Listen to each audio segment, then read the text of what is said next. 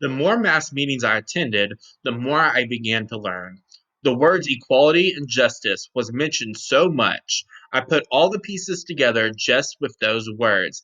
I may not have understood it well, but I understood enough. When Dr. Martin Luther King had first come to one of the mass meetings, we were sitting in the front row. We had already led a few freedom songs, and we inched up to the pulpit and sat on his lap. He remembered us, and every time he would come, we would go up there and sit on his lap. We looked forward to him being there. It was just a thrill. The more we saw him come, the more mass meetings I attended. I became a very disobedient child. That's how deep I got into it. I remember the first march I went on very well. I had gone to a mass meeting and they were talking about marching to the Dallas County Courthouse. It was a march about blacks getting registered to vote, and you had to register at the courthouse. It was exciting to me seeing all the people walking. We sang as we marched. Looking at the hostility, now that was a little frightening. You could see it and feel it as you walked. You know, whites standing at the side and looking and saying nasty things. I remember the policemen having their billy clubs. On this one march, we went to a certain point and we prayed and then turned around. I remember my mom telling me that morning that I better not go. I left a note saying something like, I'm sorry, but I must go on.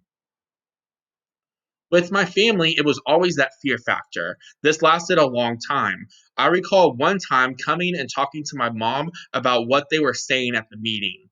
I remember her telling me that I could cause her to lose her job. I didn't understand that, and I began to ask her, how could you lose her job with me being there? White folks don't like that. If they knew that you were involved and you're my child, they would fire me. But I didn't have any fear. I used to tell my mama, I want you and daddy to be free. I want you to be able to vote just like the white folks. They couldn't do it. They just couldn't do it. We ain't free. We're not going to be free. This really made me be motivated more and more. My parents had given me the example of the four girls killed in the church bombing in Birmingham to keep from being involved. They said it could happen in Selma at Brown Chapel Church, and there were several bomb threats. Why children? Why us? It made me realize that it didn't matter who you were.